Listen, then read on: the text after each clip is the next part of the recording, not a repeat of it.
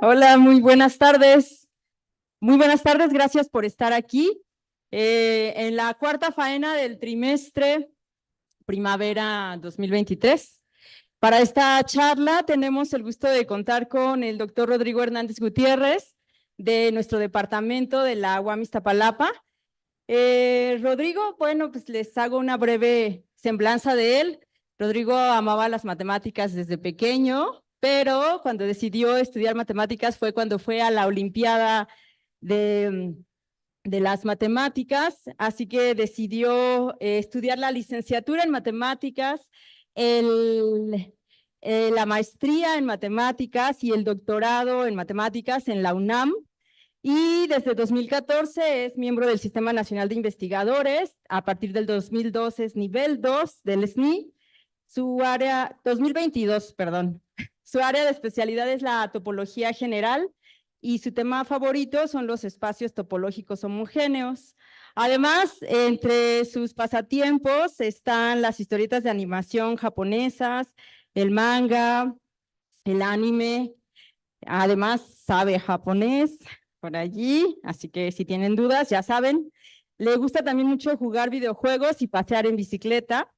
Y además es orgulloso miembro de la comunidad LGBTQI+, y es aficionado al furry. Si no saben qué es furry, al rato le pueden preguntar. Yo recién me enteré. Y para hoy lo tenemos con la charla de Leibniz y Newton hasta Hausdorff, un camino hacia la topología de conjuntos. Muchas gracias. No, pues gracias por la invitación, Sol. Bueno, Sol y Lupita y Naid, ¿verdad? Las organizadoras hacen un buen trabajo de este seminario. Eh, Divulgación, ¿no? Que es algo que a mí me cuesta trabajo. Le voy a echar ganas a ver qué se puede hacer. Y voy a estar viendo mi reloj porque tiendo mucho a hacer las cosas demasiado largas y luego voy a la mitad y no he acabado. Bueno, y ya acabó el tiempo y voy a la mitad de la plática, espero no me pase algo así. Eh, bueno, lo que quiero contarles ahora es como una plática de historia, ¿no? Eh, pues de mi área, ¿no? De la topología de conjuntos, que es pues mi especialización. Creo que se oye mejor así, ¿verdad? Eh, bueno, y a ver, en primera, todo empieza, bueno, la historia, así dice en el título dice que empezamos con Leibniz y Newton, pero después me di cuenta que había que hablar pues de lo que pasó antes de Leibniz y Newton, aunque fuera así rapidito, pues, para saber de dónde salió esto, ¿no? Al menos. Eh, no sé si ven, cada uno de estos dibujos traté de, bueno, dibujos, fotos o pinturas o lo que sea, traté de poner un área o un momento histórico de las matemáticas que es importante. No sé si conocen este primer dibujito. ¿Alguien sabe qué es? Ay, de hecho, tengo que ver qué es porque ahora sí que no me sé de memoria todo lo de esta diapositiva. Lo anoté aquí. ¿Alguien lo ha visto? ¿El primero? ¿O no se les ocurre qué son? ¿O qué es este dibujito? O bueno, a lo mejor se ve muy chico, ¿no? Es una tablilla de barro eh, de entre 1900 y 1700 antes de nuestra era. Ahora, ¿qué quiero representar aquí? Quiero representar como la prehistoria de las matemáticas, ¿no? Antes las matemáticas pues eran una disciplina empírica totalmente, ¿no? Servía para medir, ¿no? Y esta es una de las primeras representaciones del teorema de Pitágoras, ¿no? Bueno, es que, no, es que justo no se ve, pero ahí está, es un cuadrado y se ve la diagonal y en números babilónicos, base 60, está escrito la medida y pues así como de, bueno, noten que, bueno, la idea es que se puede calcular la diagonal del cuadrado, ¿no? Pero bueno, matemáticas totalmente empíricas. Luego, estos tres son griegos, ¿no? Representan a los griegos. De hecho, este es Tales, ¿no? En una pintura del siglo XIII, ¿no? Bueno, en un dibujo del siglo XIII, ¿no? Representaron a Tales. Tales, pues fue como que históricamente es el primero que el primer griego del que se conoce que se dedicó a las matemáticas, ¿no? Teorema de Tales y todo eso. Ahora, ¿por qué es importante esta parte griega? Pues porque aquí los griegos lo que aportaron a las matemáticas fue convertirlo de una disciplina empírica a bueno, a una disciplina más formal, ¿no? Como lo que conocemos ahora, ¿no? Con definiciones, postulados, teoremas, ¿no? Y este monito de en medio, bueno, tampoco se ve muy bien, pero es este señor que está aquí de rojo. Se supone que es Euclides, que escribió el famoso Tratado de Geometría, ¿no? Y este es esto está tomado de una pintura de Rafael Sanzio, se llama La Escuela de Atenas, por si la quieren buscar. Nomás corté esta parte, pues porque es donde sale Euclides, ¿no? Y este señor de aquí bueno, se supone que es Arquímedes, es bueno, es importante en la historia. No le iba a anotar, no le iba a poner foto de él, pero después me di cuenta que tiene que ver con la historia que vamos a contar, porque él fue de los primeros que usó el método exhaustivo en geometría, ¿no? Es como un antecedente de la integración, ¿no? O sea, este señor fue el primero que integró, pero sin decir que era una integral, ¿no? Es como una versión muy antigua de lo que ahora llamamos integración, ¿no? Y cálculo en general, ¿no? Esta estatua, ahora sí que les voy a presumir, yo ya la he visto en vivo, está en la isla de Siracusa, en Italia, ¿no? Que es donde vivió Arquímedes.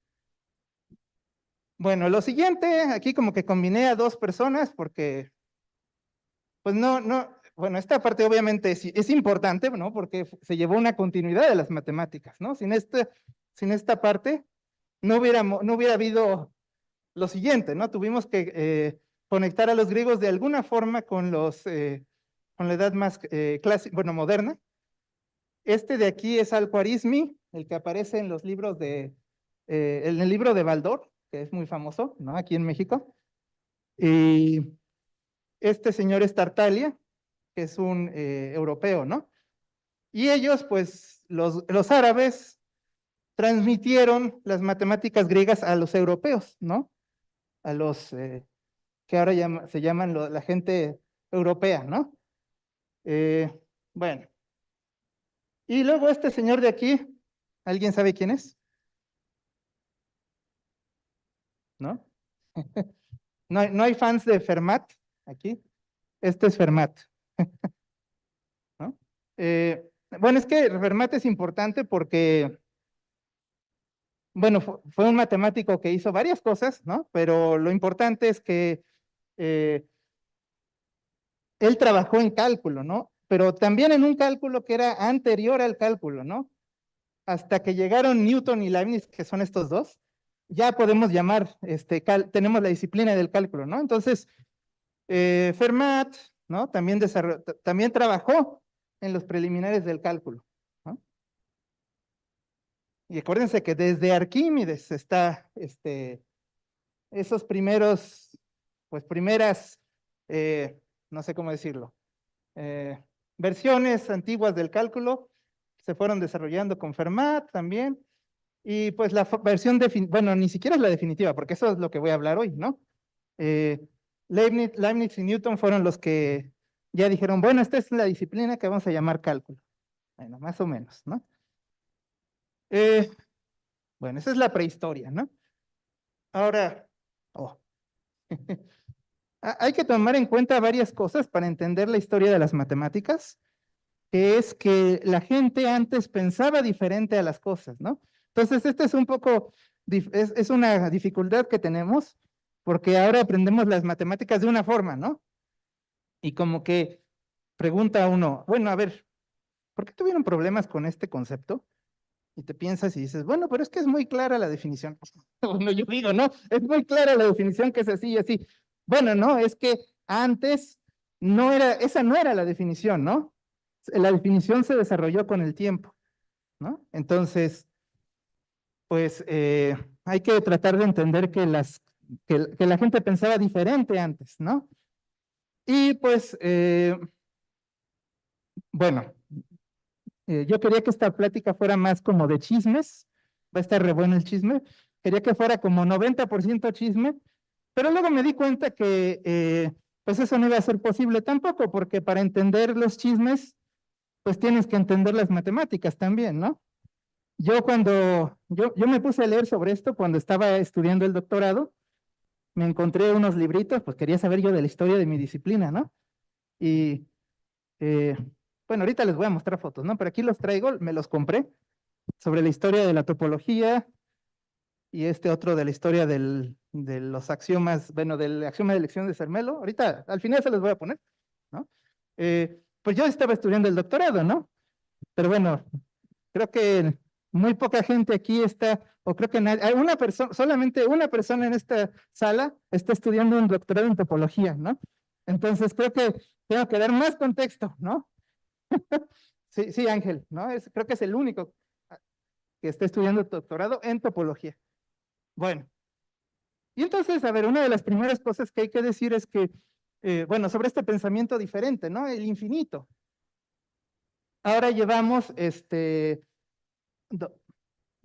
llevamos el infinito como, lo estudiamos como si no fuera nada, ¿no? Pero en el tiempo de los griegos era hasta un concepto religioso filosófico, ¿no? Y se escribe así. Bueno, le pregunté a Google Translate que me leyera eso en griego y se dice apirón, ¿no? Aunque al parecer se pronunciaba diferente en griego antiguo, pero bueno, ya no me voy a meter en eso, no sé de eso tanto, o más bien no sé nada de eso. Apirón, el infinito. Eh, bueno, y es que el infinito, bueno, podría darles una plática sobre el infinito, ¿no? Pero no lo voy a hacer. Lo que quiero decirles es que el infinito antes era algo como que se veía como un proceso que nunca se completa, ¿no? De hecho, tal vez mucha gente piensa todo eso del infinito, ¿no? Es algo que no se puede completar, ¿no? Y entonces, ahora en los tiempos modernos estudiamos el infinito como un objeto, ¿no? Y eso hubiera sido impensable antes, ¿no? Y entonces, por ejemplo, ya ven que hay un teorema de la infinidad de los números primos, de esos teoremas muy básicos de licenciatura en matemáticas. Eh, bueno, pues lo pueden decir de dos formas distintas, ¿no? Una es la que dice aquí, para todo número natural n existe un primo que es mayor o igual que ese n, ¿no? O sea, siempre que tienen un número natural, un número de esos que usan para contar, adelante hay un primo, ¿no? O sea, nunca se los van a acabar, ¿no? Y otra cosa que es la versión conjuntista moderna, es decir, el conjunto de los primos es infinito, ¿no? Pero pues si se fijan, estas son dos cosas, pues son equivalentes, ¿no? Pero porque ya tenemos una mente más desarrollada, bueno, no la mente, sino nuestra cultura se ha desarrollado y entendemos qué es eso del conjunto de los números, pero pues antes no era lo mismo, ¿no? O sea, el conjunto de números primos más bien no puede existir porque no has acabado de definir a los primos, ¿no? Bueno, ese es el tipo de problemas que tenían en la antigüedad, ¿no? Bueno, entonces nada más, ay, Dios, nada más esa aclaración, ¿no? Piensen en ese tipo de cosas, ¿no? Y pues traté de dividir lo que leí en varias etapas, a ver qué tanto tiempo me da de explicar. Primero vamos a hablar del cálculo y recuerden que el cálculo va con C mayúscula porque no es nada más calcular. Calcular podrían decir que calcular es calcular una suma, 2 más 3, ¿no? No, este es el cálculo, ¿no? La disciplina del cálculo. Y los dos que desarrollaron esto fueron Newton y Leibniz, ¿no? Pues aquí les puse una foto, bueno, pintura de Newton, retrato de Newton, ¿no? Y información de él. Recuerden que Newton fue famoso por los aportes que hizo en física, ¿no? De hecho, pues la ley de la gravitación universal y todas esas cosas. ¿Qué otra cosa? Del movimiento también, ¿no? Esas cosas pues son de las cosas que tuvieron más impacto en nuestra vida, ¿no? Pero bueno, para propósitos de esta plática, la física no nos va a importar tanto, ¿no? Sino lo que nos va a importar es lo que llamó el cálculo de fluxiones, que es lo que llamamos nosotros cálculo, ¿no? Es lo que se usó para estudiar el movimiento. Bueno, les puse aquí también unos datos, ya después ya no puse datos de otros matemáticos. Les invito a que lean la vida de Newton y bueno, de los otros matemáticos también, luego se entera uno de cosas interesantes, ¿no? Ahí está Leibniz, ¿no? Pues él también desarrolló el cálculo, otra versión del cálculo, ¿no? Que trabajó con infinitesimales. Bueno, y él es el que originó la noción, bueno, la notación esta de la que usamos dx entre dy, ¿no? Para dx entre dy entre dx, bueno, que se usa para las derivadas ahora, ¿no?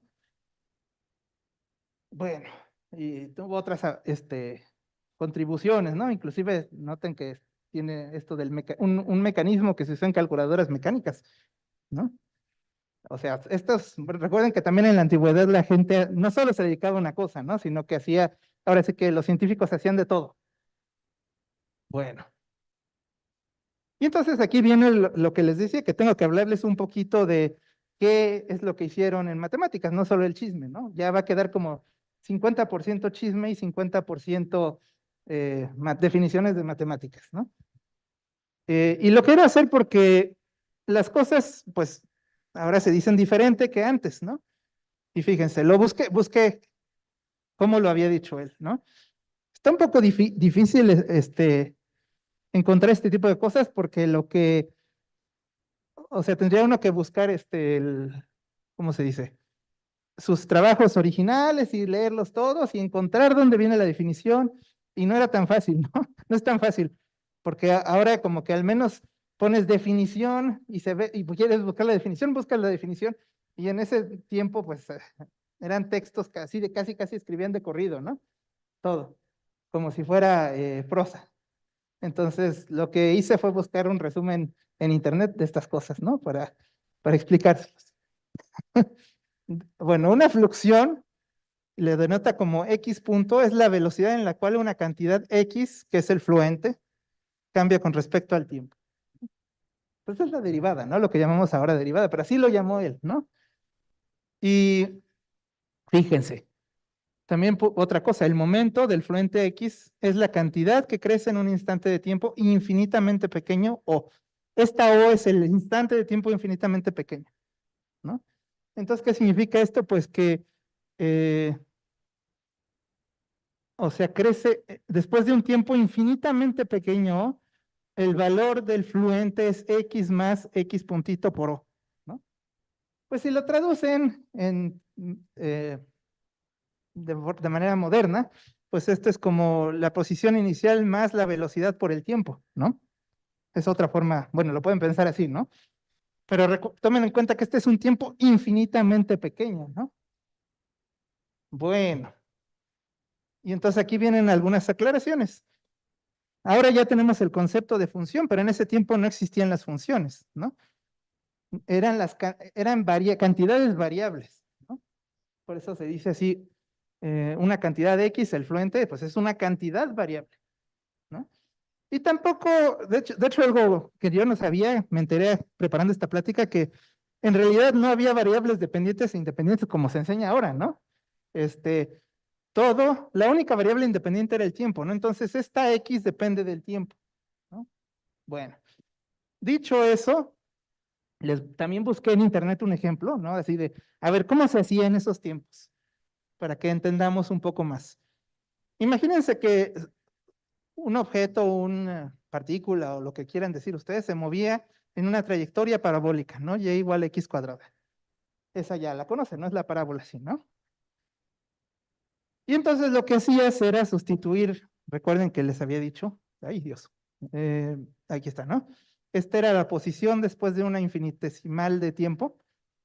Pues sustituyen en esta ecuación, en vez de poner x, ponen x más x punto cero, y y, en vez de poner y, ponen y más y punto cero, ¿no? Y bueno, hacen el algebrita, ¿no? Lo escriben, elevan al cuadrado, luego aquí la y recuerdan que es x cuadrada, y se dan cuenta que aquí hay x cuadrada de los dos lados, la cancelan y queda esto, ¿no? Y luego lo que decía Newton era, bueno, pues entonces este instante de tiempo es infinitamente pequeño, pero no es cero. Entonces pueden dividir, ¿no? O sea, esta ecuación dividen entre O y les queda esto, ¿no? Y luego decía, ay, pero O es infinitamente pequeño, ¿no? Entonces en realidad no importa O. Y lo borraba, ¿no? Y simplemente decía, esto es como como si fuera, no es cero, pero es como si fuera cero, vamos a borrar, ¿no? Y les quedaba así. Ahora, si ustedes si ustedes ven esto y ven y recuerdan sus clases de cálculo, pues van a decir, pues está haciendo lo mismo que nosotros hacemos en nuestra clase, ¿no?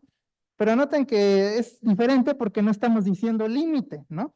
Nada más como que está diciendo, bueno, esto es como ser, esto es como si fuera cero, pero no es cero. Y entonces, pues vamos a hacer esto, ¿no? Y entonces, pues la primera objeción aquí es, pues, ¿por qué? Pues, ¿por qué hiciste esto, no? ¿Por qué a veces decías no es cero? Entonces podemos dividir, ¿no? Recuerden que no se puede dividir entre cero, ¿no? Entonces, no es cero, se puede dividir. Pero sí es muy pequeño, entonces lo voy a borrar. Pero, no, eso no tiene sentido, ¿no? O sea, si lo dices así nada más, está mal, ¿no? Y pues esa es la primera objeción que puede tener uno, ¿no? Este procedimiento. Bueno, otra cosa que hizo Newton fue demostrar el teorema del binomio, pero les voy a decir bien qué es el teorema del binomio, ¿no? Esta es la formulita que encuentran normalmente en libros, ¿no? Y pues sustituyendo n por números naturales, les dan estas formulitas, ¿no? Y entonces, básicamente es tomar esta expresión, les dice cómo calcular el polinomio que les sale, ¿no?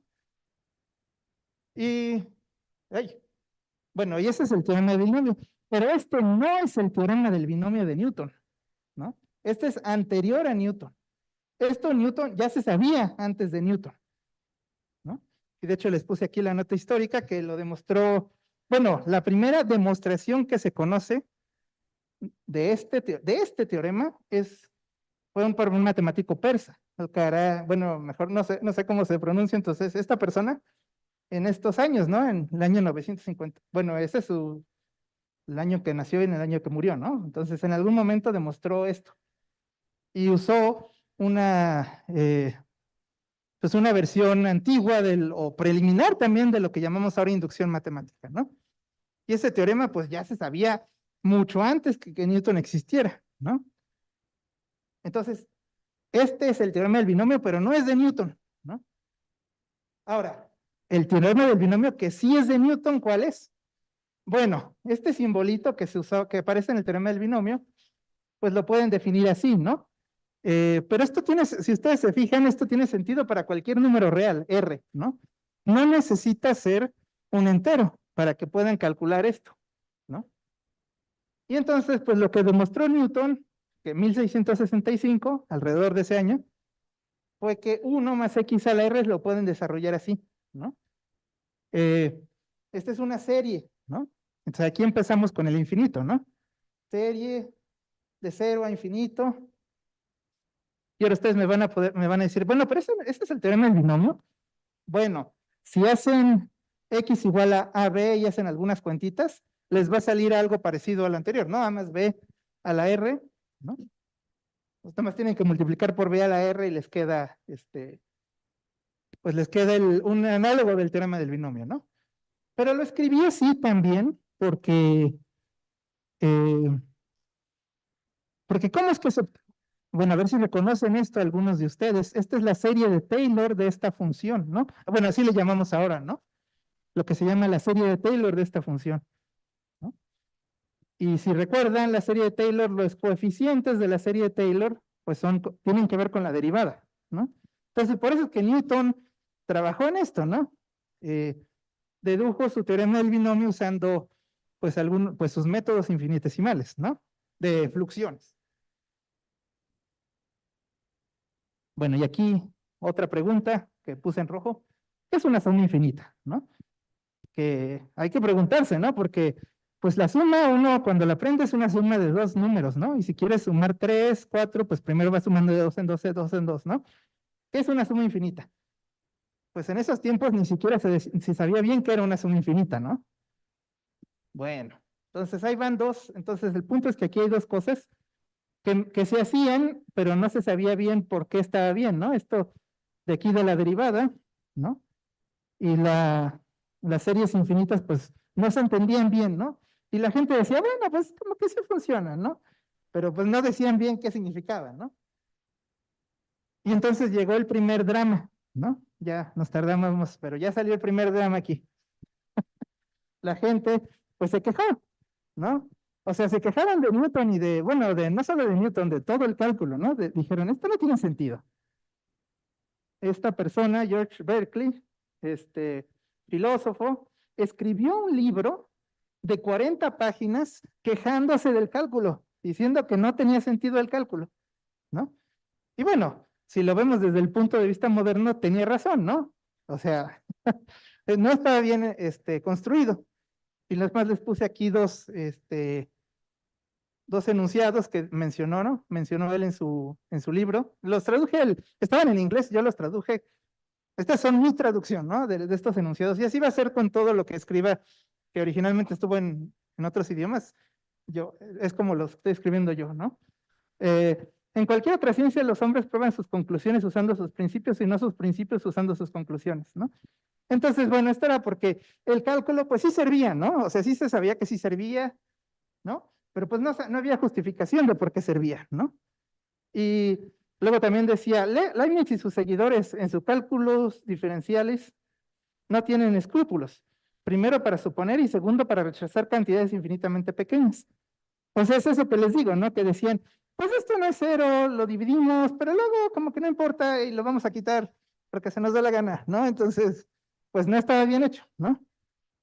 Si leen sobre esto, eh, este libro se considera muy ¿cómo se dice? Que influyó mucho en la historia de las matemáticas del cálculo, ¿no? Bueno, de las matemáticas en general, ¿no? Entonces, pues sí, dice que quejarse está bien, ¿no? Bueno, entonces, en la segunda etapa, pues vamos a desarrollar, bueno, a hablar del desarrollo de lo que fue el cálculo hacia lo que se llama ahora análisis matemático, ¿no? Euler, así se pronuncia, bueno, más o menos. Leonard Euler fue otro matemático famoso que tuvo que ver con estas cosas, ¿no? Aquí hay varias de sus contribuciones, pues tuvo, o sea, es de los matemáticos más prolíficos de la historia, ¿no? Bueno, ahí se los dejo escrito. No voy a detallar mucho de esto. Uno de sus libros, bueno, su libro más famoso que todavía pueden comprar, aunque creo que cuesta como cientos de dólares, si lo compran en Springer o algo así, cuesta cientos de dólares, pero bueno, todavía lo pueden comprar. Habla de series infinitas, ¿no? Justamente lo que les decía que empezó Newton, ¿no? Él estudió las series infinitas. Por ejemplo, si se fijan, aquí habla de esta función racional que se puede expresar como esta serie y pues daba un método de cómo encontrar los coeficientes de la serie, ¿no? Decía, bueno, aquí multiplica y entonces haz el producto, aunque pues ahí tampoco está tan bien, ¿no? Porque el producto, ¿cómo sabes que así se pueden multiplicar las series, ¿no? Nomás él lo hacía así como de, bueno, pues así como que háganlo como es natural que debe de ser, ¿no? Bueno, y entonces, pues él usaba las series infinitas, pero no le importaba tampoco que estuviera bien o que estuviera mal, ¿no? Eh, pero pues hubo gente que sí se interesó por, pues por darle una buena justificación al cálculo, ¿no? Y a las series infinitas. Un caso de alguien famoso, Lagrange, él quería, como que resolver el cálculo usando solamente álgebra, ¿no? Él decía, bueno, pues con álgebra se debe de poder hacer, ¿no? Es lo que dice aquí. Y a él no le gustaba esto de que el cálculo tuviera que ver con movimiento, ¿no? Pues no le gustaba. El introducir movimiento al cálculo que solo considera cantidades algebraicas como sus objetos es introducir una idea extraña y nos obliga a pensar estas cantidades como líneas generadas por movimiento. Pues entonces como que él pensaba que la álgebra no debía de tener movimiento, ¿no? Pero bueno, pues sí habla de movimiento, ¿no? El cálculo. Entonces ahí como que simplemente a él no le gustaba cómo era el cálculo. Y pues él trató de hacer las series de Taylor de manera algebraica, ¿no? O sea, encontrar los coeficientes de manera algebraica y pues dio un método de cómo hacerlo. Pero pues no estaba bien justificada, ¿no? Porque pues lo mismo que les digo, para saber de series, pues tienes que saber cuándo convergen, ¿no? Es algo que sabemos ahora, pero en ese tiempo pues no se daban cuenta que se tenía que reflexionar eso, ¿no? O sea, simplemente no se les ocurría. Y luego otra persona que, un- un- una persona que se parece ahora mucho a Putin, no sé si lo notan, pero se ve, Koshi es súper parecido a Vladimir Putin, al presidente de Rusia. Está impresionante, ¿no? Sí, o sea, ven las dos fotos, ven una foto de Putin, van a decir, es Koshi. Bueno, Koshi fue muy famoso, seguro recuerden bueno, los que ya conocen estas cosas de análisis, pues son las asociaciones de Cauchy, el teorema de Cauchy, de integral de Cauchy, todas esas cosas, pues, pues él las hizo, ¿no? Y él fue el primero que como que dijo que tenía que existir un concepto como de límite, ¿no? Para justificar el cálculo como que había que sacar límites, ¿no? Entonces, el procedimiento que vieron, pues es de Newton, pero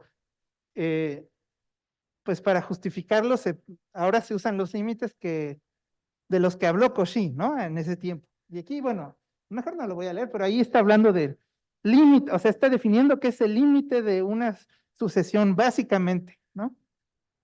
Bueno. Y entonces aquí me costó un poco de trabajo saber dónde cortar para para la siguiente parte, ¿no? Pero creo que este momento está bien, porque Cauchy ya como que este, ya dio pues una base para formalizar el cálculo, ¿no? Pero llega Bolzano y él pues escribió varios articulitos también tratando de explicar qué significaba lo del límite, ¿no? Bueno, no tanto como explicar lo del límite, sino justificar que el cálculo estaba bien hecho, ¿no? Y una de las cosas interesantes es que él dio lo primero, o la primera versión de lo que conocemos ahora como el axioma del supremo, ¿no? Los matemáticos pues sabrán qué es esto, no es una propiedad fundamental de los números reales, ¿no? Que ahora se piensa como fundamental, ¿no? Y fíjense, aquí, sí, se trató creo que ya no tiene pila esto, ya no tiene pila, ¿eh? Ya no puedo moverlo. Bueno, y la dejo un momento, voy a hablar mientras de esto, lo voy a tratar de leer, es como un trabalenguas, y entonces hice un dibujito allá abajo, dice, sea M una propiedad no poseída por todos los valores de una variable. Entonces, como no es poseída, ahí está. Ah, ya, ok. No poseída, entonces no es, o sea, son los puntitos azules, pero no todos los números son azules, ¿no? Entonces, esta es la recta real y estos numeritos de aquí, pues no tienen esa propiedad de M, ¿no? Pero que es poseída por todos los valores menores que cierto U, ¿no? Entonces, como de aquí de U para atrás, todo es azul, ¿no? Entonces existe un U mayúscula, que es este rojito, que es el mayor de todos los que se puede decir que todos los X menores tienen la propiedad de M. Entonces, ¿qué significa esto? Pues que si mueven el U un poquito a la derecha, ya hay puntos que no son azules, ¿no? Es como que, como que es como el máximo, es como el máximo, ¿no? No es el máximo, no, porque, pero es como el máximo de este intervalito. Si lo mueven un poquito, ya no es, ya hay puntos que no son azules, ¿no? Entonces, esto es algo parecido al axioma del supremo. De hecho, esto si quieren que lo diga de otra forma, de otra manera más formal, este es como el axioma del ínfimo para el complemento de M, ¿no? El axioma del ínfimo es como sería como el dual del axioma del supremo, ¿no? Bueno, esa es tarea para los que son matemáticos y que entiendan esto, para que vean por qué esto es equivalente al axioma del ínfimo en el complemento de M. Bueno, y aquí es donde quería mencionar nada más que aquí hay ¿cómo se dice? Ahí está la animación. Ah, pero quiero que la cámara apunte a la animación, ¿no? Este, las- es cuando se empezaron a hablar de funciones, no sé si recuerdan que, que por ahí ya, hay quien, pues ya como que se hablaba de de funciones, ya no me acuerdo quién habló de funciones, le voy a poner pausa ya. Esta función es una función continua no diferenciable, ¿no? En ningún punto. Y pues es un ejemplo patológico de función. Se empezaron a descubrir este tipo de cosas, ¿no? ¿Dónde hablamos de función? Sí, Euler, ya me acordé. Se me olvidó mencionarlo. Euler fue de los primeros que habló, bueno, fue el primero, de hecho, que habló del concepto de función, ¿no? Entonces recuerden que antes no existían las funciones, nada más eran cantidades variables. Euler inventó las funciones y pues ya en este punto, bueno, de hecho aquí ya usé la notación de función, ¿no? Con Lagrange. Y pues en este tiempo ya empezaron a aparecer ejemplos de funciones patológicas, ¿no? Que no se imagina, así como que esto, ¿cómo puede ser una función, no? Bolzano, además de esto, definió qué era la continuidad, ¿no? Bueno, de alguna forma, ¿no? Y Cauchy, Bolzano hablaron de continuidad y se dieron cuenta que había funciones continuas que no eran diferenciables, ¿no? Bueno, entonces aparecieron ese tipo de cosas, ¿no? Recuerden que estamos en esta etapa donde ya apareció la noción de límite, del axioma del supremo, ya sabemos que son funciones continuas, diferenciables, ¿no? Pero bueno, la pregunta, todavía había algo que no se sabía. Bueno, ahorita van a ver en la historia que todavía siempre hay algo que no se sabe, ¿no? Pero como que lo que seguía era decir, bueno, a ver, ¿qué es esto de los límites, no? Y lo voy a explicar lo voy a tratar de explicar hablando de los números irracionales, ¿no? Desde la antigüedad se conocían algunos irracionales, ¿no? La raíz de 2, que es la diagonal de un cuadrado de longitud 1, por ejemplo, ¿no? Y pues también sabíamos que... no, eso es lo mismo que dice aquí. También sabíamos que si tienen un número irracional, pues lo pueden aproximar por racionales, ¿no? En ese tiempo ya se sabía. Pero, pero que cuando tenemos una asociación de racionales, ¿cómo sabemos que sí converge algún número, no? O sea, ¿cómo sabemos que sí existe un número que es el límite? Recuerden que Cauchy ya había definido límite, también Bolzano trabajó y otros, etcétera. Pero ¿cómo sabemos que en serio sí existen esos números? Pues en ese tiempo los únicos números que existían eran los de contar, o sea, los naturales, los enteros, que son los negativos y los naturales, y luego las fracciones, y luego podían hacer algunas cosas como sacar raíz cuadrada, ¿no? Como lo de justo raíz cuadrada, pero así números irracionales en general, pues no era algo que así de, bueno, pero siempre va, o sea, el teorema esto de que toda asociación de Cauchy es convergente en los reales, pues, ¿cómo sabías que en realidad existía un límite, no? Y entonces, pues lo que pasa es, lo que pensaban era, bueno, a ver, los números irracionales, pues ¿cómo los puedes definir a partir de los números racionales, ¿no? Y pues varios matemáticos trabajaron en esto. De hecho, les iba a poner varios ejemplos, pero después me di cuenta que ya era mucho. Aquí hay varios nombres de matemáticos que trabajaron en este problema, ¿no? Mi favorito es el de Dedekind, porque creo que, no me acuerdo si con alguno de ustedes discutía que me decían, no, a mí me gustan más el espacio de sucesiones de Cauchy. Yo les decía, no, a mí me gusta más el de las cortaduras de Dedekind, ¿no? Bueno, yo digo que es más sencillo, no, tal vez no son ustedes, no. No me acuerdo quién fue, algún alumno. La idea de Dedekind era a cada número relacionarlo con la colección de números racionales menores que él, ¿no? Eso es, y básicamente esa es una cortadura, pero ahora lo que tienes que hacer es definir qué es una cortadura sin hablar de los números reales, ¿no? Nada más hablando de números racionales. Y entonces, pues esta es la definición que les doy yo cuando doy el curso de conjuntos o de lo que sea. Esta es la definición que doy de cortadura, ¿no? Es una colección, es un subconjunto de racionales, ¿no?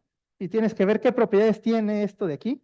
Y pues bueno, ya no lo voy a decir por falta de tiempo, ¿no? Pero son estas propiedades, ¿no? Y el conjunto de los números reales es el conjunto de cortaduras de Dedekind. O sea, así se puede demostrar, se puede definir, perdón. Así se puede definir al conjunto de números reales. Ahora, si se fijan, o sea, la idea aquí es que ustedes ya conocen a los racionales y cómo van a considerar a los reales, cómo van a construir a los reales, ¿no? Bueno, ahora, una cosa importante es, noten que aquí ya estoy hablando de conjuntos, ¿no? O sea, ya están apareciendo los conjuntos que al principio de la plática, cuando existían, cuando hablábamos de Newton y todo eso, no había conjuntos. Aquí ya empiezan a aparecer, ¿no? ¿Sí? De hecho, Dedekind, y aquí está Marlisha atrás, Dedekind también es famoso por los ideales, ¿no? Pues es que también justo eso de los ideales es otro ejemplo de conjunto que Dedekind consideró, ¿no? Entonces, como que aquí, los conjuntos como que ya estaban apareciendo, como que ya se veía que tenían que aparecer los conjuntos en algún momento, ¿no? Bueno, y ahora otra vez más drama. Pues a mucha gente no le gustó, bueno, a algunas personas, algunos matemáticos no les gustó esto, ¿no? Si se notan, mucha gente se queja de lo nuevo, ¿no? Es pues es una constante, al menos en matemáticas, supongo que en toda la humanidad, ¿no? Cuando uno ya está más grande y ve que los jóvenes hacen otras cosas, uno dice, no, esto no está bien, así.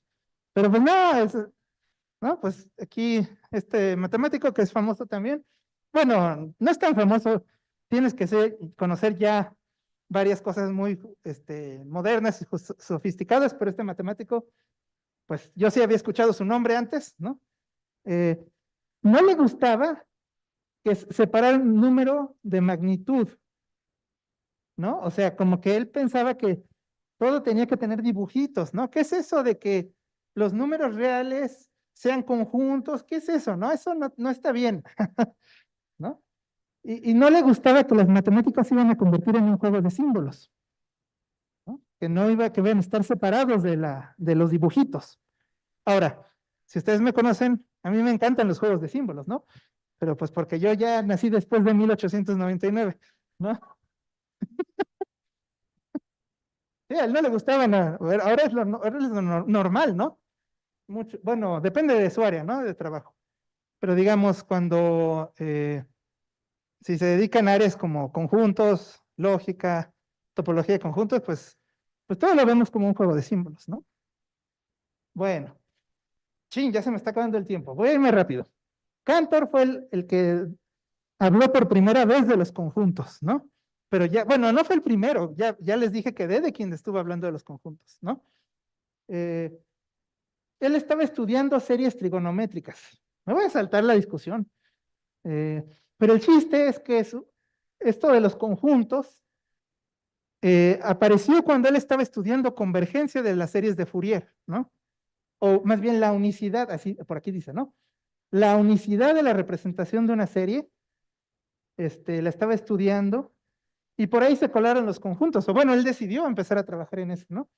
Y se dio cuenta que habían conjuntos finitos, una sucesión convergente, luego una sucesión de sucesiones convergentes y una sucesión de estas cosas que convergen y una sucesión de eso. O sea, se siguió haciendo ese tipo de conjuntos, ¿no? Y eso es lo que lo llevó a definir a los conjuntos en 1874, ¿no? 1874, ¿no? Uno de los teoremas más famosos de Cantor es que los números algebraicos son numerables, es decir, son biyectables con los números naturales, pero los reales no tienen esa propiedad, ¿no? Entonces, pues lo interesante es, aquí hay conjuntos de distintos tamaños, ¿no? Infinitos de distintos tamaños.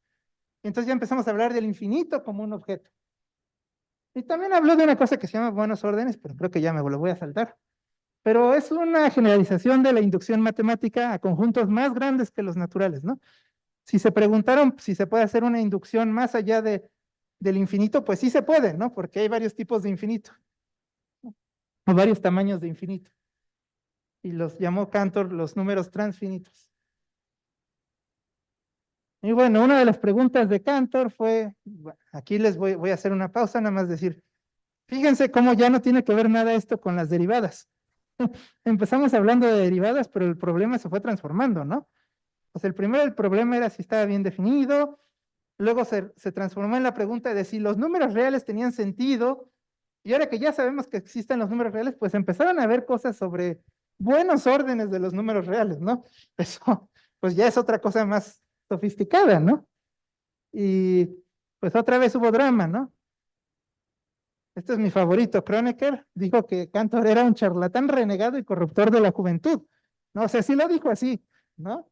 Porque a mucha gente no le gustó la teoría de conjuntos de Cantor.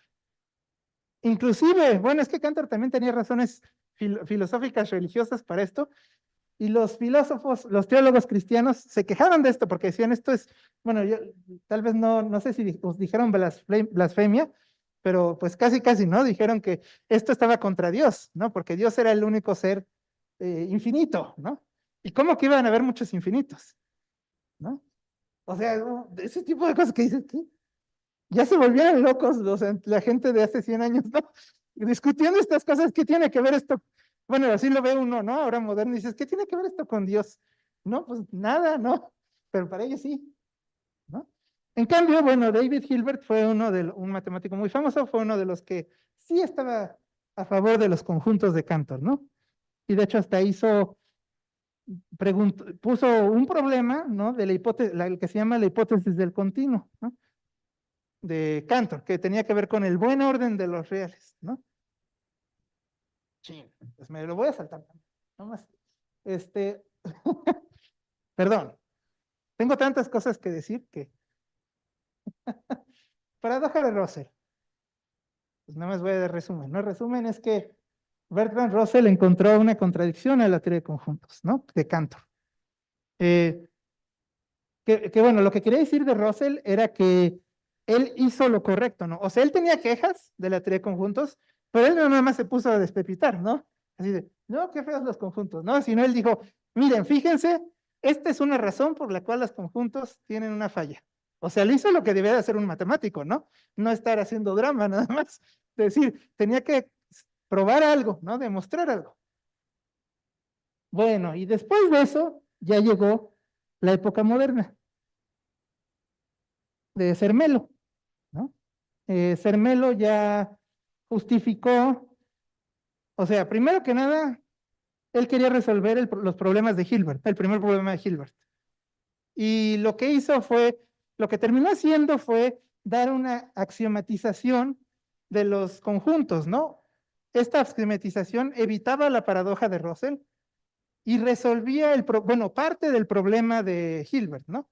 Porque probó que, usando el axioma de elección, probó que todo conjunto admite un buen orden. Todo conjunto admite un buen orden. Y luego le agregaron un axioma más en 1922, y es lo que conocemos como ZFC. Y otra vez, en resumen, otra vez se quejó la gente, ¿no? O sea, no está tranquila la gente siempre. Bueno, digo, está bien, si encuentras un error está bien quejarte, ¿no? Pero aquí está otra vez el ejemplo de que la gente no le gusta el cambio, ¿no? Otra vez se quejaron. Poincaré, que es muy famoso por sus resultados en geometría, bueno, pues sí, en geometría, en topología algebraica, pues no le gustaban los conjuntos infinitos, ¿no? Si se fijan aquí les pongo que un alumno de Hilbert sí le gustaba, entonces el alumno de Hilbert, bueno, seguramente fue porque Hilbert le dijo, haz tu tesis doctoral en esto, ¿no? Desarrolló la aritmética usando la teoría de conjuntos de Zermelo, ¿no? Y el axioma de elección, pues no les podría dar una plática solo del axioma de elección. Hubo muchísimas quejas del axioma de elección. Y aquí es donde entró Hausdorff, ¿no? Por ahí hizo este es mi favorito de la plática porque es el que desarrolló mi área, ¿no? Hausdorff, su primera aparición en esta historia es que demostró lo que se llama la paradoja de Hausdorff. Una esfera podía dividirse en tres y una tercera parte de la esfera es congruente a toda la esfera. Eso no, bueno, si lo piensan así, eso no tiene sentido, ¿no? Pero sí tiene, porque hay conjuntos que no son medibles. Entonces, si agarras un conjunto no medible y lo mueves así, lo separas en partes y puedes triplicar la esfera, básicamente, ¿no? Bueno, pero aquí lo importante es que Hausdorff no consideró que su resultado fuera paradójico, ¿no? O sea, eso es lo que a mí me encanta esta actitud, ¿no? Pues es de, bueno, pues sí, esta conclusión rara sale, pero está bien, ¿no? O sea, pues son otras matemáticas, ¿no? Y este es, bueno, es del librito azul que les enseñé. Pues a Hausdorff justamente no le gustaban estas discusiones sobre los fundamentos de la teoría de conjuntos. Lo que uno debía hacer era desarrollar la joven disciplina de la teoría de conjuntos. O sea, en otras palabras, yo lo que diría es, dejen de estarse quejando y trabajen,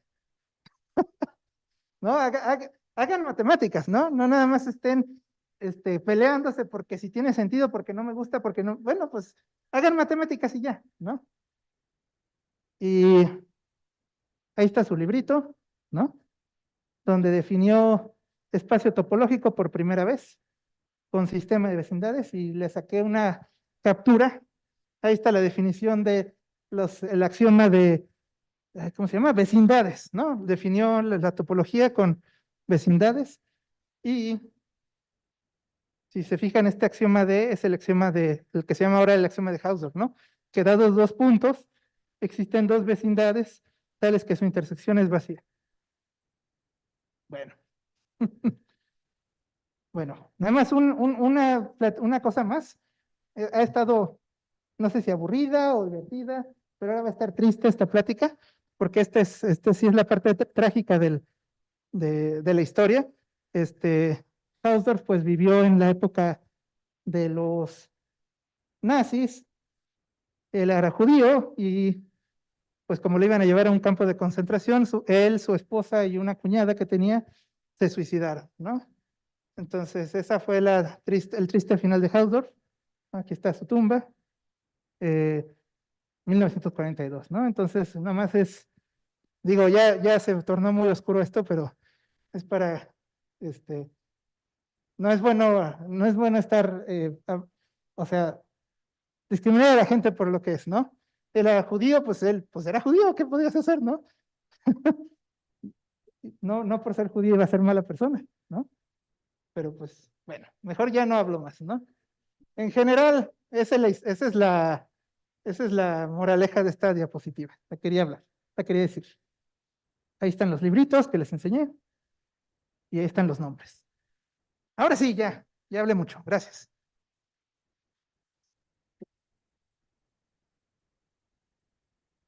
Pues, vámonos para allá, que se quedó para allá. Muchas gracias, Rodrigo, por esta divertida charla llena de chismes. Ahí nos deja con un montón de preguntas, pero por cierto que por allá de julio creo será la Semana de las Matemáticas. A lo mejor habría espacio ahí para ampliar el asunto de los chismes. Y bueno, pues aparte de agradecerte, queremos contarte que de parte del seminario tenemos, aparte de tu taza, muchas gracias, tenemos otros dos regalos para el auditorio, pero pues queremos pedirte a ti que nos ayudes a elegir a los ganadores. Ok.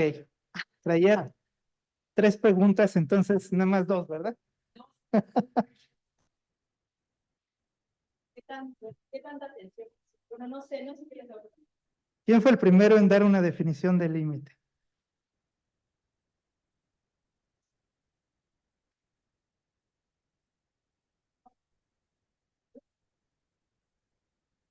Creo que sí, ¿no? La tiene que levantar así fuerte porque Roy ya votó y todo votó por acá. Ah, dice Marlisha que allá. No sé. ¿Euler? Pues no sé, No, de es que están. ¿Qué le está ahí viendo allá a todos? A ver quién, Roy. ¿Euler? ¿Cómo? Euler, Euler. No es Euler. Ah, entonces ahora sí. Por favor. Bueno, fue Cauchy. Sí, correcto. Sí, Euler todavía trabajaba las series así como formalmente y no le importaba la convergencia, ¿no? Muy bien. Pues ya se fue el primer regalo.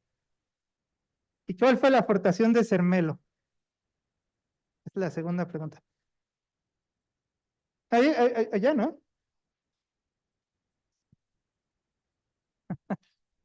Que se ve que ya se lo sabía. El axioma de elección. Sí, muy bien. Muy bien. Bueno, esa última tenía dos posibles respuestas. Una puede ser el axioma de elección y otra puede ser la axiomatización de la teoría de conjuntos, ¿no? Pero pues cualquiera de las dos la pensamos como válida. Pues muchas gracias a Rodrigo, muchas gracias a ustedes por su asistencia. Los vemos el 12 de febrero, el lunes 12 de febrero para la última sesión de lunes de faenas matemáticas. Gracias. Hasta entonces.